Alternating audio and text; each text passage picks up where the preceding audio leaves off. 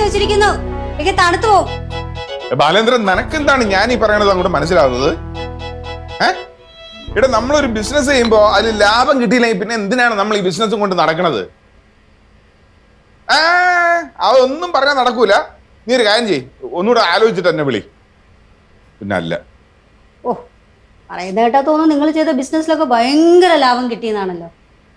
ഏയ്, ബിസിനസ് ഒന്നും നിങ്ങൾക്ക് പറഞ്ഞ പണിയല്ല. ആ ലീവ് ക്യാൻസൽ ചെയ്ത് ജോലി കയറാൻ നോക്ക്. അല്ലെങ്കിലേ ഭാവി സുരക്ഷിതാവൂലേ? ബിസിനസ് ആകുമ്പോൾ ചില തിരിച്ചടികളൊക്കെ ഉണ്ടായെന്നിരിക്കും. നീ കേട്ടിട്ടില്ലേ, പരാജയം എന്ന് പറയുന്നത് വിജയത്തിന്റെ മുന്നോടിയാണ്. പരാജയം മാത്രമല്ലേ ഉണ്ടായിട്ടുള്ളൂ. ഇപ്പൊ തന്നെ എത്ര കാശാ ബിസിനസ് എന്ന് പറഞ്ഞ് കളഞ്ഞിട്ടുള്ളത്. ഇനി കാശിന് ചോദിച്ചു എന്നാലേ അച്ഛന്റെ മുട്ടുകാല് തല്ലി ഓടിക്കുമെന്നാ പറഞ്ഞിട്ടുള്ളത്. ഓ, അത് ശരി. എന്ന് പറഞ്ഞാൽ നീ പറഞ്ഞു തരണത് നിന്റെ അച്ഛന്റെ ചെലവിലാണ് ഞാൻ ജീവിക്കണമെന്ന്. പറയണ്ട നിന്റെ അച്ഛനെ കുറിച്ച്.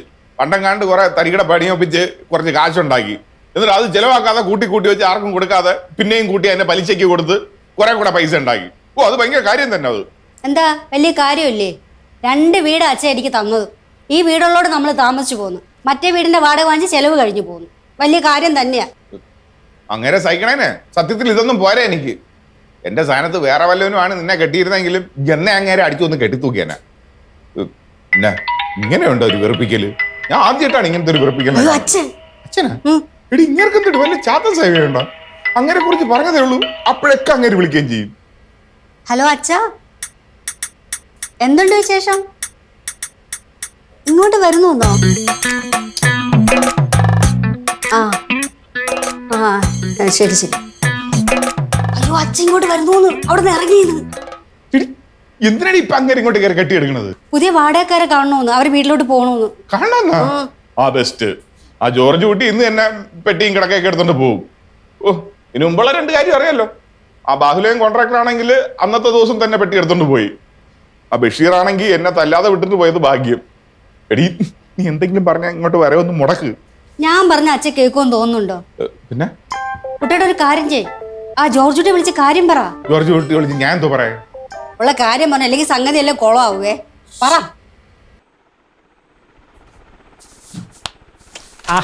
അതെ, ഇങ്ങനെ ഇരുന്നാ മതിയോ? പത്രം വായിച്ചിട്ട് ഹോസ്പിറ്റലിൽ പോണില്ലേ? നീ എന്നാണ് കൊച്ചു പിള്ളേരെ നേഴ്സറി പറഞ്ഞു വിടുന്ന പോലെ ഒന്ന് ചോദിക്കുന്നേ? ഇച്ചാനൊരു മടിയനാ. മടിയില്ലാത്ത ഒരാൾ ഇരിക്കുന്നു. നമ്മുടെ പഴയ വീട്ടിൽ നിന്ന് ഹോസ്പിറ്റലിൽ പോകാൻ എത്ര സമയം എടുക്കുമായിരുന്നു? ഒരു 25 മിനിറ്റ്. 20. ഇവിടെ നിന്ന് എത്ര മിനിറ്റ് എടുക്കുമെന്നറിയാമോ? 8 മിനിറ്റ്. അപ്പൊ അത്രയും സമയം ലാഭം. ആ സമയം എനിക്ക് പത്രം വായിക്കാമല്ലോ. ഓഹോ ഓഹോ ഓഹോ ഓഹോ. പണ്ട് ഞാൻ ഇച്ചായനോട് ഞാൻ വീട് മാറുന്ന കാര്യം പറഞ്ഞപ്പ, പണ്ടെന്ന് പറഞ്ഞ എന്റെ കുട്ടിക്കാലത്തോ? കുറച്ച് നാൾക്ക് മുമ്പ്. അത് പറ. വീട് മാറുന്ന കാര്യം പറഞ്ഞപ്പോഴത്തേക്ക് ഇച്ചായന് വലിയ താല്പര്യമൊന്നും ഇല്ലായിരുന്നു. അന്ന് എനിക്ക് അതിന്റെ ഇത് മനസ്സിലായില്ലായിരുന്നു. മനസ്സിലാവാഞ്ഞിട്ടൊന്നും അല്ല, പിന്നെ എന്താണ്? വേറൊരു കാര്യം കൊണ്ടാണ്. എന്താണ് ആ വേറൊരു കാര്യം? പറയട്ടെ. ഹോസ്പിറ്റലിന്റെ അടുത്തെങ്ങാനും നമുക്ക് വീട് കിട്ടിക്കഴിഞ്ഞാൽ ഞാൻ ഇടയ്ക്കിടയ്ക്ക് ഹോസ്പിറ്റലിൽ വരുവോന്ന് ഇച്ചായന് ഭയങ്കര പേടിയായിരുന്നു. അതല്ലേ? എനിക്കെന്നാ അതിനാടി പേടി? അവിടെ എന്താ ഒളിച്ചെന്തെങ്കിലും ചെയ്യുന്നുണ്ടോ? ആർക്കറിയാം ഒളിച്ചെന്തെങ്കിലും ചെയ്യുന്നുണ്ടോന്ന്. എനിക്കറിയാം ഒളിച്ചെന്തെങ്കിലും ചെയ്യുന്നുണ്ടോന്ന്. എടി, അത് ഗവൺമെന്റ് ഹോസ്പിറ്റലാണ്. ആ ഹോസ്പിറ്റലിൽ ആർക്ക് വേണമെങ്കിലും വരാം. ഒരുപാട് പേര് വരുന്നുണ്ട്. കൂടുതലും വരുന്ന മൃഗങ്ങളാ. നിനക്കും വരാം. അയ്യേ, ഓമനക്കുട്ടനാണല്ലോ.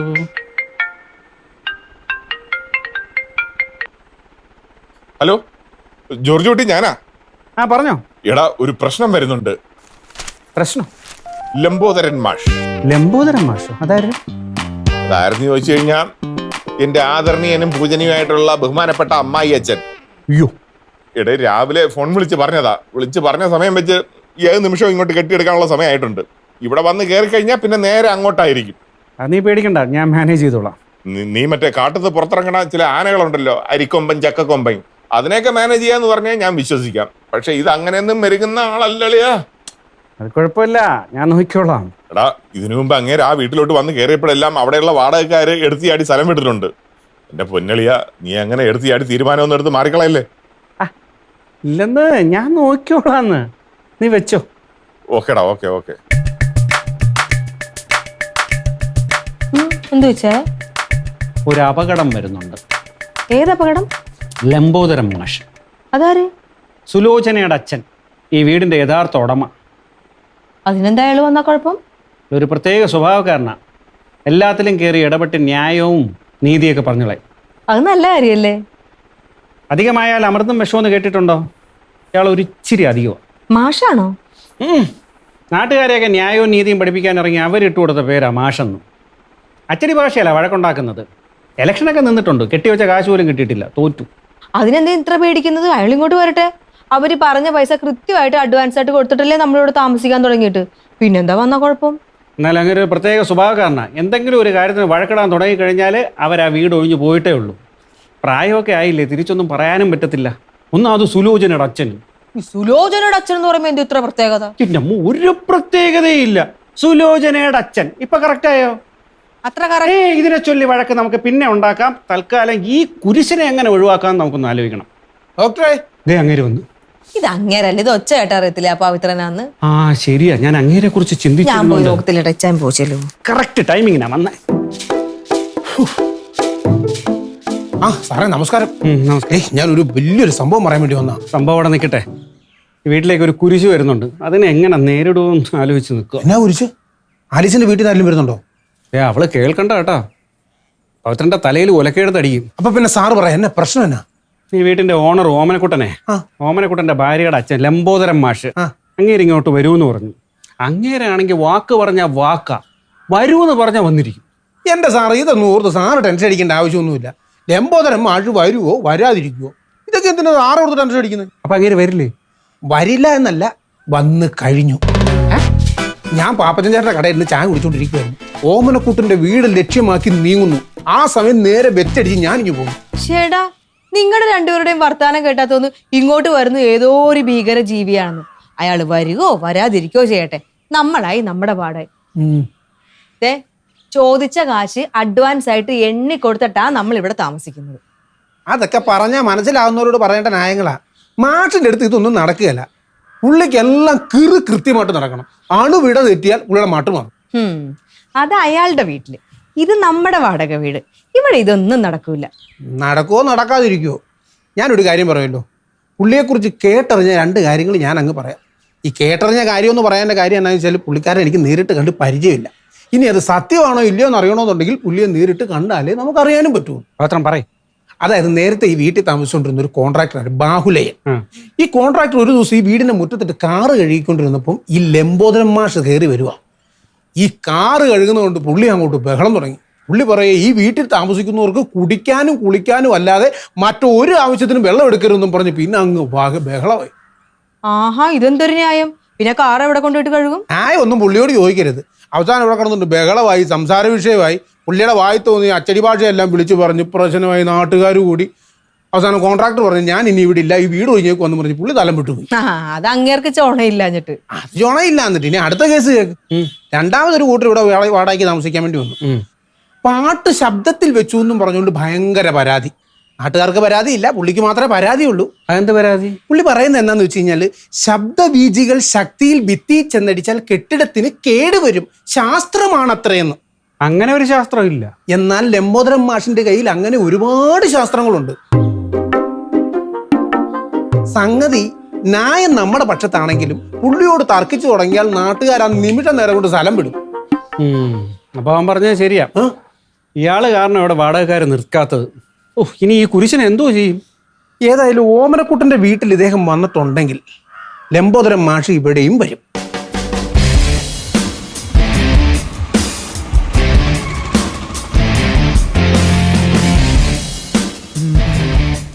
എന്റെ അമ്മേ, വീടിന്റെ ഗേറ്റൊക്കെ തുറന്നു മലർത്തിയിട്ടിരിക്കുന്നു. ഇത് അവന്റെ വീടല്ലല്ലോ, അവന് സ്ത്രീധനം കിട്ടിയതല്ലേ. പറഞ്ഞ അടുത്ത കുരിശ് സുലു അമ്മാവൻ പറഞ്ഞു കേട്ടോ.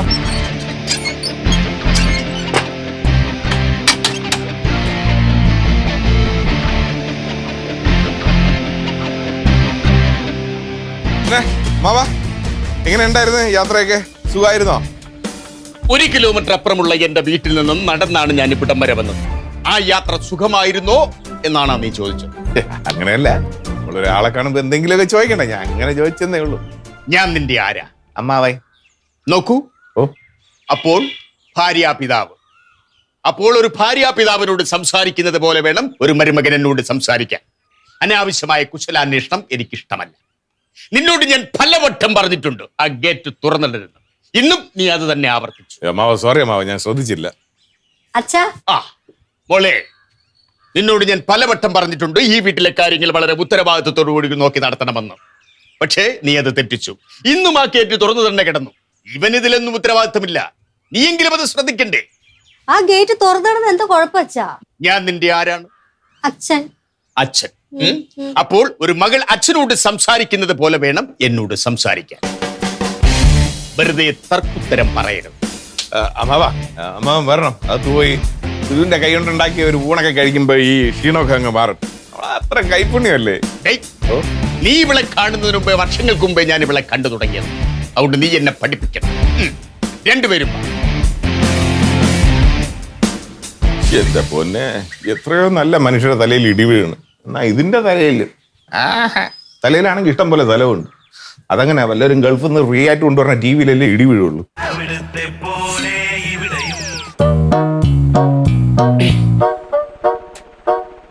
നിങ്ങളുടെ വാടകക്കാരന്റെ പേരെന്താണെന്നാണ് പറഞ്ഞത്? ജോർജ് കുട്ടി, മൃഗഡോക്ടറാ. നല്ല മനുഷ്യൻ. അതെ. പേര് ചോദിക്കുമ്പോൾ പേര് മാത്രം പറഞ്ഞാൽ മതി. അയാളുടെ കൂടെ ആരൊക്കെയുണ്ട്? വൈഫുണ്ട്, പേര് ആലീസ്. അവരും നല്ല ആൾക്കാരാ എന്ന് നീ പറഞ്ഞാൽ പോരല്ലോ. പണ്ട് നീ ഒരു വാടകക്കാരൻ അവിടെ കൊണ്ടുവന്ന കാര്യം എനിക്ക് ഇപ്പോഴും നല്ല ഓർമ്മയുണ്ട്. അവന്റെ വിചാരം അതൊരു സിനിമാ തിയേറ്റർ എന്നാ. എന്തൊരു ഉച്ചത്തിലാ പാട്ട് വെക്കുന്നത്. ഇന്നത്തെ കാലത്ത് അതൊക്കെ ആരെങ്കിലും നോക്കുക അമ്മാവാ? നീ നോക്കില്ലായിരിക്കും. കാരണം ഇവളെ കിട്ടിയത് കൊണ്ട് മാത്രം നിനക്ക് ശ്രീധനമായി കിട്ടിയ വീടാണത്. പക്ഷെ ഞാൻ നോക്കും. കാരണം ഞാൻ കഷ്ടപ്പെട്ട് ബുദ്ധിമുട്ടി ജോലി ചെയ്ത് കിട്ടിയ കാശ് കൊണ്ട് മേടിച്ച വീടാണ്. അല്ല അമ്മാവ, ഞാനും ഒരു വീട് നോക്കി വെച്ചിട്ടുണ്ട് നമ്മുടെ പഞ്ചായത്ത് ഓഫീസിന്റെ അടുത്തേ. നല്ല വീടാ, ഉടനെ അത് വാങ്ങണം. പുളുങ്കുരു എണ്ണി കൊടുത്ത് മേടിക്കും. വീട് മേടിക്കാൻ കാശ് വേണം. അത് നിന്റെ കയ്യിൽ എവിടെ നാടാ കാശ്? അല്ല അല്ലച്ചാ, കുട്ടേട്ടൻ ചില പുതിയ ബിസിനസ് ഒക്കെ നോക്കുന്നുണ്ട്. അതൊക്കെ ഒത്തുവന്ന അതിൽ നിന്ന് കാശ് കിട്ടുമല്ലോ. അപ്പൊ ആ കാശ് കൊണ്ട് ഞങ്ങള് ഒരു വീടല്ല 9 വീട് വാങ്ങും. അല്ലേ കുട്ടേട്ടാ? ഇതൊക്കെ ഞാൻ കുറെ കാലമായി കേൾക്കാൻ തുടങ്ങിയിട്ട്. അതൊക്കെ പോട്ടെ, ഇതുവരെ വാങ്ങിയ വീടൊക്കെ എവിടെ? ദേ ഇങ്ങോട്ട് നോക്കടാ. നോക്ക്. ആവശ്യമില്ലാത്ത ബിസിനസ് ഒന്നും പറഞ്ഞ് നടക്കാതെ മര്യാദയ്ക്ക് ജോലിക്ക് പോയാൽ മൂക്കി പല്ല് മുളയ്ക്കുന്നതിന് മുമ്പെങ്കിലും നിനക്ക് വീട് വാങ്ങാം. അച്ഛാ, ഡ്രസ്സൊക്കെ മാറിയിട്ട് വാ, ഞാൻ ഭക്ഷണം എടുത്ത് വെക്കാം. അതെ, കഴിക്കാം. കഴിക്കുന്നതൊക്കെ പിന്നെ. ആദ്യം ഞാൻ പോയെന്ന് ആ വാടകക്കാരെ ഒന്ന് കാണട്ടെ. അവരെത്രക്കാരാണെന്ന് എനിക്കും കൂടി ഒന്ന് ബോധ്യപ്പെടണമല്ലോ. അതിന്റെ ഒന്നും ഒരു ആവശ്യമില്ല, നല്ല ആൾക്കാരാ. അത് മാത്രമല്ല, ജോർജ് കുട്ടിയാണെങ്കിൽ എന്റെ നല്ല സുഹൃത്തുവാ. അതാ പ്രശ്നം. നിന്റെ സുഹൃത്താവുമ്പോൾ നല്ലവനാവാൻ ഒരു സാധ്യതയില്ല. അല്ല അച്ഛാ, സത്യമാ. അവരെല്ലാം അച്ഛനെ പോലെ നല്ല അടുക്കും ചിട്ടയുള്ള ആൾക്കാരാ. അത് നീ എന്നെ ഒന്ന് പൊക്കി പറഞ്ഞതാണെന്ന് എനിക്ക് മനസ്സിലായി. അതുകൊണ്ട് കാര്യമില്ല. എല്ലാം എനിക്ക് നേരിൽ കണ്ടുപോയി തന്നെ ബോധ്യപ്പെടണം. എനിക്കിഷ്ടപ്പെടാത്തത് എന്തെങ്കിലും അവിടെ ഉണ്ടായാൽ ഞാൻ ആ നിമിഷം അവരെ ആ വീട്ടിൽ നിന്ന് ഇറക്കി വിടും. എവിടെ ഒപ്പിട്ട എഗ്രിമെന്റ്?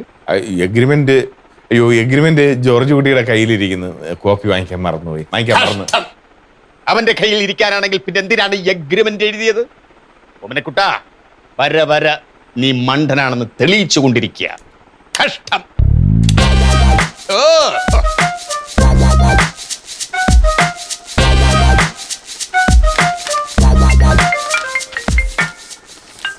ചായ ചായ. ഓമനക്കുട്ട സാറാ.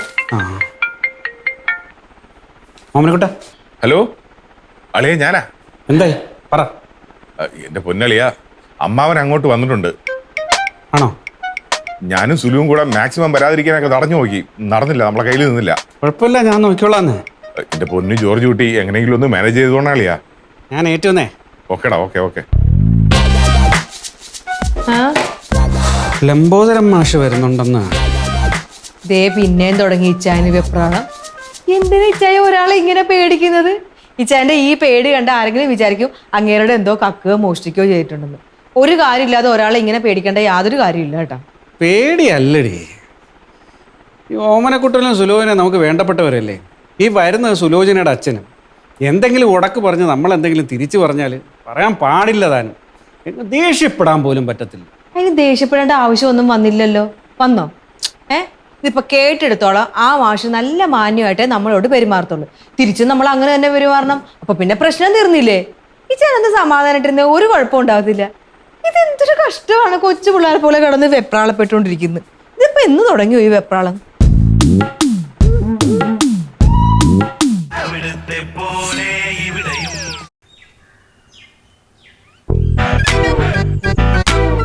ആരാ? ഞാൻ ലംബോദരൻ, നാട്ടുകാരനെ ലംബോദരൻ മാഷ് എന്ന് വിളിക്കും. ആ, സുലോചനയുടെ അച്ഛൻ. ഇച്ചായ ദേ വന്നിരിക്കുന്നു. കുട്ടിയാണ് ഇവിടുത്തെ ഡോക്ടറുടെ ഭാര്യ എന്ന് ഞാൻ പ്രതീക്ഷിക്കുന്നു. അതെ, ആലീസ്. പേരിൽ കാര്യമില്ല, ഇവിടുത്തെ വീട്ടുകാരിയാണോ എന്നാണ് എന്റെ ചോദ്യം. അതെ. എന്നിട്ടാണോ ഈ മുറ്റമൊക്കെ ഇങ്ങനെ കിടക്കുന്നത്? നിങ്ങളിത് വൃത്തിയാക്കാറില്ലേ? ആ അതെ, രാവിലെ ഭയങ്കര തിരക്കല്ലേ. പിന്നെ ഇച്ചായൻ ഹോസ്പിറ്റലിൽ പോയി കഴിഞ്ഞാൽ ഞാൻ മുറ്റമൊക്കെ അടിച്ചു വരും. അത് നടക്കില്ല.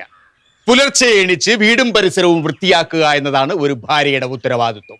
മേലിൽ ഇത് ആവർത്തിക്കരുത്. ആ അമ്മാന് ഞങ്ങൾ പ്രതീക്ഷിച്ചിരിക്കുന്നു. ശരി, വാ. നമസ്കാരം. താങ്കൾ എന്താണ് ഇപ്പോൾ എന്നെ വിളിച്ചത്? അമ്മാവൻ. ഞാൻ നിങ്ങളുടെ ആരാ? ഉടമസ്ഥൻ, വീട്ടുടമസ്ഥൻ. ആ. അപ്പോ വീട്ടുടമസ്ഥനോട് സംസാരിക്കുന്നത് പോലെ സംസാരിച്ചാൽ മതി. ആയിക്കോട്ടെ. ലംബോദരൻ, ലംബോദരൻ മാഷ് എന്ന് വിളിച്ചാൽ മതി. മാഷിരിക്കും, പോയി ചായ എടുക്ക. ചായ എടുക്കാം. ഞാൻ അന്യ വീട്ടിൽ നിന്നും ചായ കുടിക്കാറില്ല. അതിനിത് അന്യ വീടല്ലല്ലോ, സ്വന്തം വീടല്ലേ. അത് വാടകയ്ക്ക് തരുന്നതിന് മുമ്പ്. ഇപ്പോൾ എനിക്കിതൊരു അന്യ വീടാണ്. സ്വന്തം വീടാ? എന്താണ് പോയി നോക്ക്. മിസ്റ്റർ ജോർജ് കുട്ടി, എനിക്ക് വളരെ പ്രധാനപ്പെട്ട ഒരു കാര്യം നിങ്ങളോട് പറയാനുണ്ട്. മാഷ പറഞ്ഞു. കൃത്യനിഷ്ഠ, ഉത്തരവാദിത്തം, വൃത്തി, ഇതൊക്കെ എനിക്ക് നിർബന്ധമാണ്. അതൊക്കെ ഞാൻ കൊണ്ട് മാഷ. ഇല്ല. ഉണ്ട്. ഇല്ല. ഞാൻ ഇങ്ങോട്ട് കയറി വരുമ്പോൾ ആ ഗേറ്റ് തുറന്നു കിടക്കുന്നു. അകത്ത് കയറിയാൽ അടയ്ക്കാനുള്ളതാണ് ഗേറ്റ്. തുറന്നിടാനാണെങ്കിൽ പിന്നെ എന്തിനാണ് ഗേറ്റ്? ആ തുറന്നു കിടന്ന ഗേറ്റിലൂടെ ഒരു നായ അകത്തേക്ക് കയറി പോകുന്നത് ഞാൻ കണ്ടു. അതുണ്ടാകാതിരിക്കാനാണ് ഗേറ്റ് അടയ്ക്കണം എന്ന് പറയുന്നത്. ശരി മാഷ, ഇനി ശ്രദ്ധിച്ചോളാം. അതുകൊണ്ട് എന്ത് പ്രയോജനം? നായ അകത്ത് കയറിയിട്ട് പിന്നെ ഗേറ്റ് അടച്ചിട്ട് എന്താ കാര്യം? നോക്കൂ, ഇക്കാലത്ത് തെരുവ് നായ്ക്കളെ പേടിക്കണം. തെരുവ് നായുടെ കടികൊണ്ട് പേ വന്ന് മരിക്കാനാണോ ഡോക്ടർക്ക് ആഗ്രഹം? അങ്ങനെ എല്ലാ നായ്ക്കൾക്കും പേ വരാറില്ല. താങ്കൾ ഒരു മൃഗ ഡോക്ടർ ആയിരിക്കാം, പക്ഷേ കടിക്കുമ്പോൾ നായ ആ സ്നേഹം കാണിക്കണമെന്നില്ല. ഓടവട്ടി, മര്യാദക്ക് ഇവിടുന്ന് പൊക്കോ, അല്ലെങ്കിൽ ഇന്ന് നിന്റെ അവസാനമായിരിക്കും. കണ്ടോ കണ്ടോ, ദേ ആ പുറത്തുനിന്ന് കയറിയ നായ നിങ്ങളുടെ അടുക്കളയിൽ കയറി എന്തോ തട്ടിമറിച്ചിട്ടു. അതിന്റെ ശബ്ദമാണ് കേട്ടത്. ഇനി ഞാൻ ഗേറ്റ് അടച്ചോളാം. ഇച്ചായ, ഒരു പട്ടി അപ്പുറത്ത് വന്ന് നിൽക്കുന്നുണ്ടേ. എത്ര ഓടിക്കാൻ ശ്രമിച്ചിട്ടും അതങ്ങ് പോകുന്നില്ല. ചേട്ടൻ ഇങ്ങോട്ട് വന്നേ. ഡോക്ടർ വന്നിട്ടും പ്രയോജനമില്ല. ആ പിന്നെ ആലീസെ, മൃഗങ്ങളാണെങ്കിലും നമ്മൾ അവരെ ബഹുമാനിക്കണം. പട്ടി എന്നല്ല, നായ എന്ന് വേണം അഭിസംബോധന ചെയ്യാൻ. നായ. നായ. ആ കേട്ടോ മിസ്റ്റർ ഡോക്ടർ? ആ കേട്ടു. നായ അല്ല, ദേ ഈ ഓമനക്കുട്ടൻ ഉണ്ടല്ലോ, നിങ്ങളുടെ സുഹൃത്ത് ഓമനക്കുട്ടൻ. എന്റെ മരുമകനായതുകൊണ്ട് ഞാൻ പറയുന്നതല്ല. 10 പൈസയുടെ ഗുണമില്ലാത്തവൻ. ഒരു കുടുംബത്തിന്റെ ഉത്തരവാദിത്വമൊന്നും അവൻ ഏറ്റെടുക്കാൻ അറിയില്ല.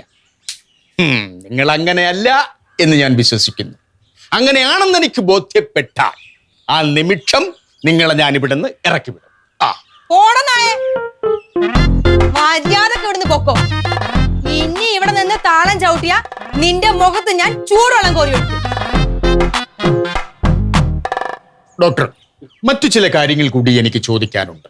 ചോദിച്ചോളൂ മാഷ്. ഡോക്ടർക്ക് ഒരു മാസം എത്ര രൂപ ശമ്പളം കിട്ടും? അപ്പൊ സ്ത്രീകളുടെ പ്രായവും ആണുങ്ങളുടെ ശമ്പളവും ചോദിക്കരുതെന്നല്ലേ? പറയാൻ ബുദ്ധിമുട്ടാണെന്ന് എനിക്കറിയാം. എങ്കിലും എനിക്ക് വാടക തരാൻ കഴിവുണ്ടോ എന്ന് എനിക്കറിയണ്ടേ? വാടക കൃത്യമായിട്ട് തന്നോളാം, അതിന് ഒരു മുടക്കവും വരില്ല. ഇച്ചായ, എത്ര നേരമായിട്ട് വിളിക്കുക? ഇച്ചാൻ അങ്ങോട്ട് വരാതെ ആ പട്ടി ഇവിടുന്ന് പോകത്തില്ല എന്നത് പറഞ്ഞോ? പറയുന്ന എന്തിനാ? സ്വഭാവം കണ്ടറിയത്തില്ലേ? അൽസ, നീ അതുകൊണ്ടല്ലേ ഞാൻ മാഷിനോടൊന്ന് സംസാരിക്കട്ടെ. എത്രയും പെട്ടെന്ന് വരുന്നു അത്രയും പെട്ടെന്ന് പട്ടി പോകും. വന്ന സ്ഥിതിക്ക് ഒരു കാര്യം കൂടി പറഞ്ഞിട്ട് ഞാനങ്ങ് പോയേക്കാം. മാഷ് പറഞ്ഞാട്ടെ. നിങ്ങൾ ഈ വീടിന്റെ എഗ്രിമെന്റ് എഴുതിയിരിക്കുന്നത് എന്റെ മകളുടെ പേരിലാണ്. അതെ. പക്ഷെ കാര്യങ്ങൾ നോക്കുന്നതും നടത്തുന്നതും ഈ ഞാനാണ്. അത് ഓമനക്കുട്ടൻ പറഞ്ഞായിരുന്നു. എഗ്രിമെന്റ് എഴുതിയ സമയത്ത് ഞാൻ സ്ഥലത്തില്ലായിരുന്നു. മാത്രവുമല്ല, നിങ്ങൾ ഇതിന്റെ ഒരു കോപ്പി അവന് കൊടുത്തിട്ടില്ലെന്നും ഓമനക്കുട്ടൻ എന്നോട് പറഞ്ഞു. ആ അതുണ്ട്, എൻ്റെ കോപ്പി എൻ്റെ അടുത്തുണ്ട്, ഞാൻ കൊടുത്തയക്കാം. ഞാൻ അതും കൊണ്ടേ പോകുന്നുള്ളൂ. നീ എന്റെ കയ്യിൽ നിന്ന് വാങ്ങിച്ചിട്ടേ പോകൂ. വേണ്ട വേണ്ടാന്ന് വിചാരിക്കുമ്പം പിന്നെ അഹങ്കാരം. ഇറങ്ങണ പട്ടി വെളിയിൽ. ഈ കുട്ടി എന്താ ഇങ്ങനെ? അല്ല, അത് അവൾക്ക് പട്ടിയെ അല്ല സോറി നായയെ പേടിയാ. കുട്ടിക്കാലത്ത് അവളെ ഒരു നായ ഓടിച്ചിട്ട് കടിച്ചിട്ടുണ്ട്. നായയെ കുറ്റം പറഞ്ഞിട്ട് ഒരു കാര്യമില്ല. ഇതെന്റെ അവസാനത്തെ വാക്കാണ്. ഇനി സംസാരമില്ല. ഇറങ്ങണ പട്ടി വെളിയിൽ. ആ കുട്ടി സംസാരിക്കുമ്പോൾ എന്തോ മുനവച്ച് സംസാരിക്കുന്നത് പോലെ. ഏയ് മാഷിന് വെറുതെ തോന്നുന്നതാ. അവള് അങ്ങനെ സംസാരിക്കുന്ന ആളേ അല്ല. മാഷ് നിൽക്ക്, ഞാൻ എൻ്റെ കോപ്പി എടുത്തിട്ടാ. ഓഹോ,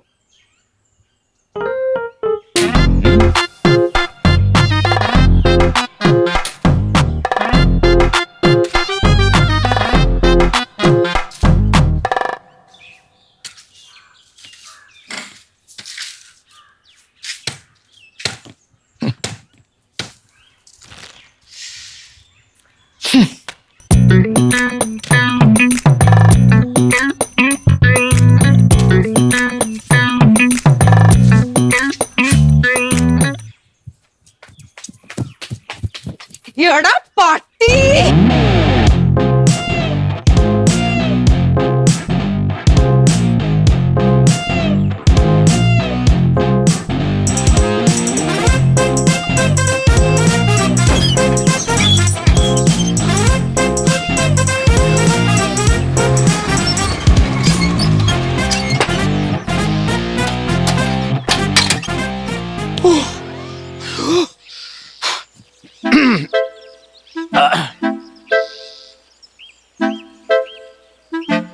ആ ഇതാ പറഞ്ഞു. ആ വരവ് കണ്ടാലേ അറിയാം അവിടെ പോയി അലമ്പുണ്ടാക്കിയിട്ട് വരികയാണെന്ന്. കുട്ടേട്ടാ ജോർജ് കുട്ടി ഒന്ന് വിളിച്ചു നോക്കി, എന്താ സംഭവിച്ചെന്ന് അറിയാലോ. എന്തോന്ന് അറിയാതിരിക്കണ്, പോയത് ഇങ്ങേരല്ലേ, അലമ്പുണ്ടാക്കിയിട്ടുള്ള ഉറപ്പല്ലേ. ആ അമ്മാവാ, ജോർജ് കുട്ടിയെ കണ്ടായിരുന്ന? കണ്ടു, സംസാരിച്ചു. എന്നിട്ട് നല്ല മനുഷ്യൻ, നല്ല ഉത്തരവാദിത്തമുള്ള മാന്യനായ ഒരു മനുഷ്യൻ. അങ്ങനെ ആയിരിക്കണമല്ലോ. ഒന്നുമില്ലെങ്കിലും അയാൾ ഒരു മൃഗഡോക്ടറല്ലേ. എനിക്കിഷ്ടപ്പെട്ടു. ആലീസിനെ കണ്ടോ? ആ അത് പ്രത്യേകിച്ച് പറയണം. ആ എന്താ അടക്കം, എന്താ ഒതുക്കം. ഇക്കാലത്ത് ഇങ്ങനെ ഒരു പെൺകുട്ടിയെ കിട്ടാൻ വളരെ പ്രയാസമാണ്. എടാ പട്ടി. ആ എനിക്കെന്തായിരുന്നാലും വാടകക്കാരി അങ്ങ് ബോധിച്ചു. ആ മോളെ, നീ ചോറ് വിളമ്പും, നല്ല വിശപ്പ്. എങ്ങനെ വിശക്കാതിരിക്കും? അവിടെ നിന്ന് ഇവിടം വരെ ഓടിയതല്ലേ. നിങ്ങൾക്ക് എന്തോ പറ്റി? എന്റെ ജീവിതത്തിൽ ആദ്യമായിട്ടാണ് ഇങ്ങനെ ആരെ കുറിച്ചെങ്കിലും നല്ലത് പറയണം ഞാൻ കാണുന്നത്. എന്തായാലും കുട്ടേട്ടന് സന്തോഷമായല്ലോ, ടെൻഷനൊക്കെ മാറിയില്ലേ. എന്നാലും ആലീസ് അവള് കൊള്ളാമല്ലോ.